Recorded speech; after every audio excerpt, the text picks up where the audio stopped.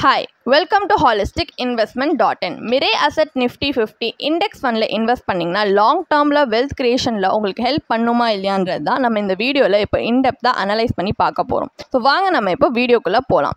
But இதை analyse பண்ணுறதுக்கு முன்னாடி ஃபர்ஸ்ட் இதை பற்றின சில பேசிக் டீட்டெயில்ஸ் நம்ம தெரிஞ்சுப்போம்.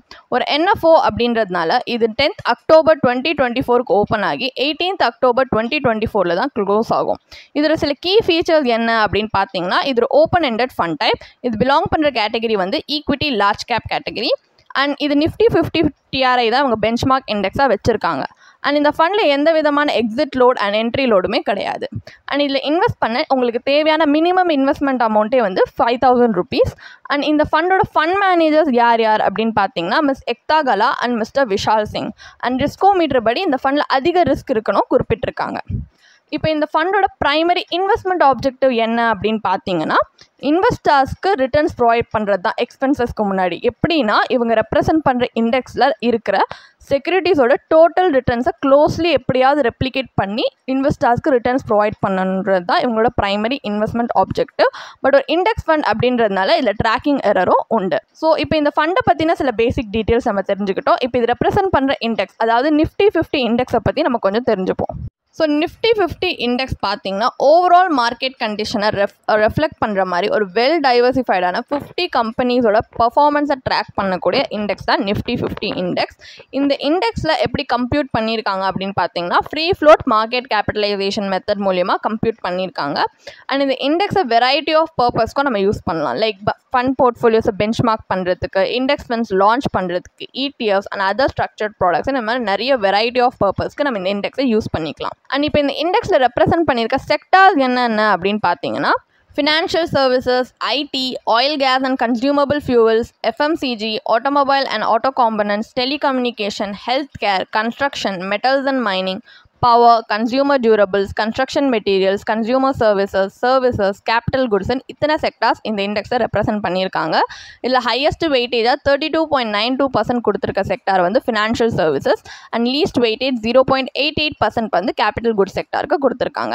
அண்ட் இதில் ரெப்ரசென்ட் பண்ணியிருக்க டாப் 10 ஹோல்டிங்ஸ் என்ன, டாப் 10 கம்பெனிஸ் என்ன அப்படின்னு பார்த்தீங்கன்னா, இந்த இண்டெக்ஸில் HDFC Bank Limited, Reliance Industries Limited, ICICI Bank Limited, Infosys Limited, ITC Limited, Bharti Airtel Limited, Tata Consultancy Services Limited, Larsen & Toubro Limited, Axis Bank Limited, State Bank of India. இதில் அதிக weightage வந்து HDFC Bank Limitedக்கு தான் கொடுத்துருக்காங்க, 11.34%. அதனால் அது top first பொசிஷனில் இருக்குது. Top 10th பொசிஷனில் ஸ்டேட் பேங்க் ஆஃப் இந்தியா இருக்குது 2.62% வெயிட்டேஜோட. இப்போ இதில் கொடுத்துருக்க டேட்டா படி பார்த்தீங்கன்னா, இந்த இண்டெக்ஸோட ரிட்டர்ன்ஸ், அதாவது September 30, 2024 வரைக்கும் இந்த டேட்டாலேருந்து நம்ம தெரிஞ்சுக்க முடியாது என்னென்னா, 1 இயரில் 32.50% ரிட்டர்ன்ஸும், 5 இயர்ஸில் 18.52% ரிட்டர்னும், சின்ஸ் இன்செப்ஷன் 11.89% ரிட்டர்ன்ஸ் இது கொடுத்துருக்கு.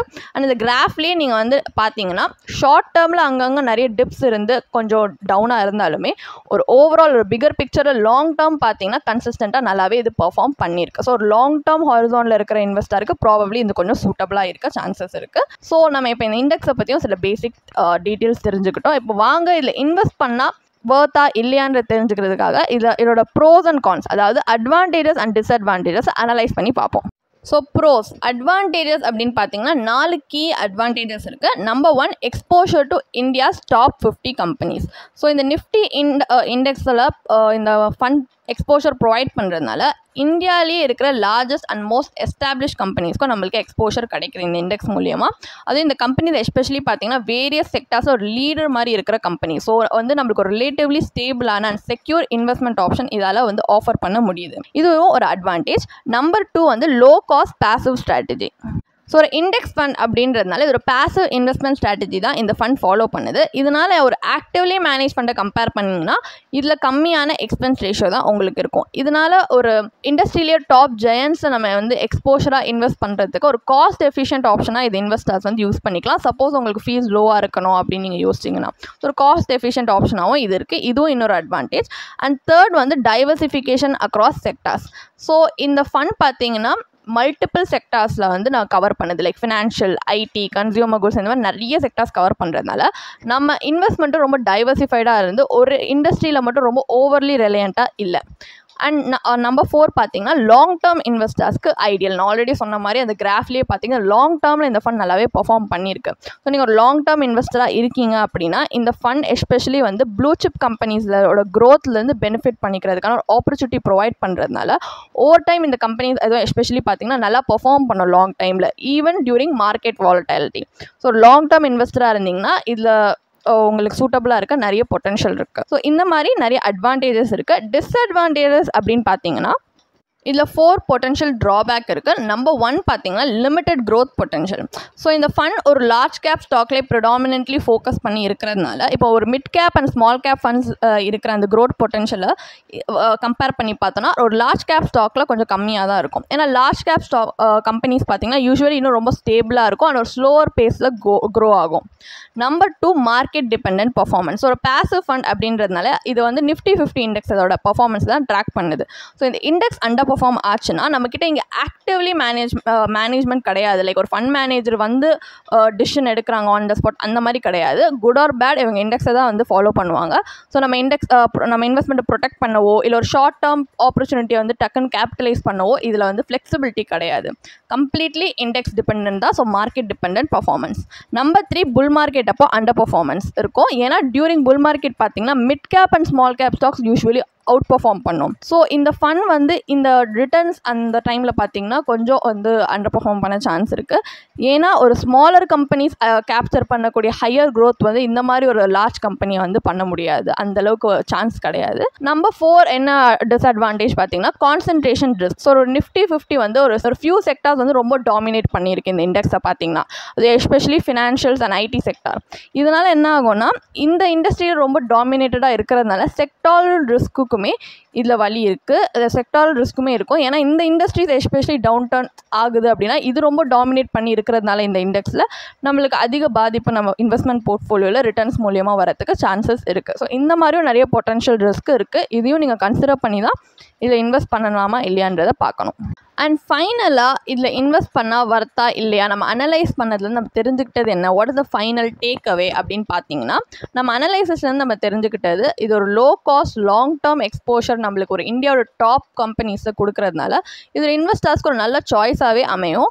ஆனால் இதில் வந்து limited growth potential and large கேப்பில் வந்து ரொம்ப டாமினண்ட்டாக நம்ம ரிலையன்ட் பண்ணுறதுனால ஒரு கன்சர்வேட்டிவ் இன்வெஸ்டராக இருக்கீங்க, ஒரு லாங் டேர்ம் ஹாரிசானில் இன்வெஸ்ட் பண்ணக்கூடிய இன்வெஸ்டராக இருக்கீங்கன்னா ப்ராப்ளி அவங்களுக்கு இன்னும் ரொம்ப சூட்டபுளாக இருக்கும். பட் ஃபைனலி இது அதனால தான் இது உங்கள் ரிஸ்க் டாலரன்ஸ் என்ன, நீங்கள் எந்த டைம் ஹாரிசானில் இன்வெஸ்ட் பண்ண பார்க்குறீங்க. ஸோ இது கம்ப்ளீட்லி நீங்கள் எப்படிப்பட்ட இன்வெஸ்டர் பொறுத்து தான் இது உங்களுக்கு சூட்டபுளாக இருக்குமா இல்லையான்றதை நம்ம முடிவெடுக்க முடியும். பட் எங்கள் பர்சனல் ஒப்பீனியன் என்ன அப்படின்னு பார்த்தீங்கன்னா இது ப்ராபப்ளி ஒரு அல்ட்ரா கன்சர்வேட்டிவ் இன்வெஸ்டராக இருக்கீங்க, உங்களுக்கு ஆக்டிவ்லி மேனேஜ் ஃபண்ட்ஸில் இன்வெஸ்ட் பண்ண சுத்தமாக இஷ்டம் இல்லை. பிகாஸ் இண்டெக்ஸ் ஃபண்டை கம்பேர் பண்ணிங்கன்னா ஆக்டிவ்லி மேனேஜ்மெண்ட்டில் இன்னும் அதிகமாக ரிஸ்க் இருக்கும், இண்டெக்ஸ் ஃபண்ட் அதை விட கம்மியாக தான் ரிஸ்க் இருக்கும் இதில். அதனால் நீங்கள் ரொம்ப அல்ட்ரா கன்சர்வேட்டிவ் இன்வெஸ்டராக இருக்கீங்க ஆனால் ஆக்டிவ்லி மேனேஜ்மெண்ட்டில் இன்வெஸ்ட் பண்ண சுத்தமாக உங்களுக்கு வில்லிங்காக இல்லை அப்படின்னா இது ப்ராபப்ளி சூட்டபுளாக இருக்கும்.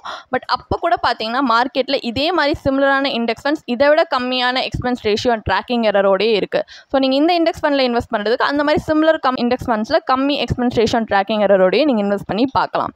அண்ட் நீங்கள் ஒரு அக்ரெசிவ் இன்வெஸ்டராக இருக்கீங்க, ரொம்ப அதிக ரிஸ்க் எடுக்கக்கூடிய இன்வெஸ்டராக இருக்கீங்க அப்படின்னா நீங்கள் இந்த மாதிரி ஒரு இண்டெக்ஸ் ஃபண்டில் இன்வெஸ்ட் பண்ணுறதுக்கு நீங்கள் ஒரு ஆக்டிவ்லி மேனேஜ் ஃபண்ட்லேயே இன்வெஸ்ட் பண்ணலாம். ஏன்னா வந்து இண்டெக்ஸ் ஃபண்டை விட அதிக ரிட்டர்ன்ஸ் கொடுக்கக்கூடிய பொட்டன்ஷியல் ஆக்டிவ்லி மேனேஜ் ஃபண்ட்ஸில் இருக்குது. அண்ட் எஸ்பெஷலி உங்கள் ஃபண்டோட பர்ஃபார்மன்ஸ் வந்து மார்க்கெட்டே அவுட் பர்ஃபார்ம் பண்ணணும்னு நினச்சிங்கன்னா கண்டிப்பாக ஆக்டிவ்லி மேனேஜ் ஃபண்ட் உங்களுக்கு ரொம்ப சூட்டபுளாக இருக்கும்.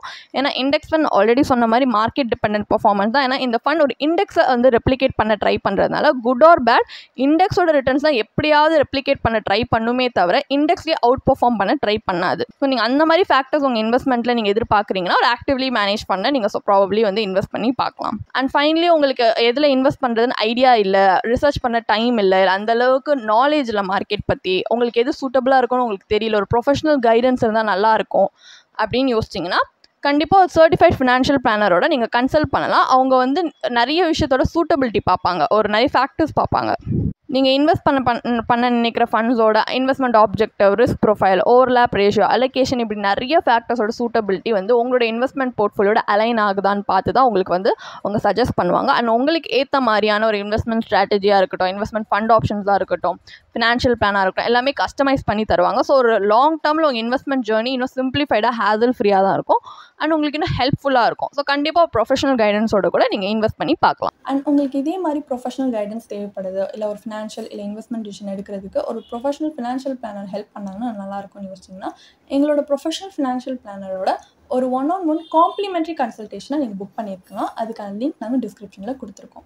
ப்ளஸ் நாங்கள் ரெகுலராக ஃப்ரீயாகவே லைவ் வெபினார்ஸ் கண்டக்ட் பண்ணுறோம். இந்த வெபினார்ஸில் நீங்கள் வந்து இன்வெஸ்ட்மெண்ட் இல்லை ஃபினான்ஷியல் இன்சைட்ஸை இந்த ஃபினான்ஸ் இண்டஸ்ட்ரியோட லீடிங் எக்ஸ்பர்ட்ஸ் மூலியமாகவே டேரெக்டாக கற்றுக்கலாம்.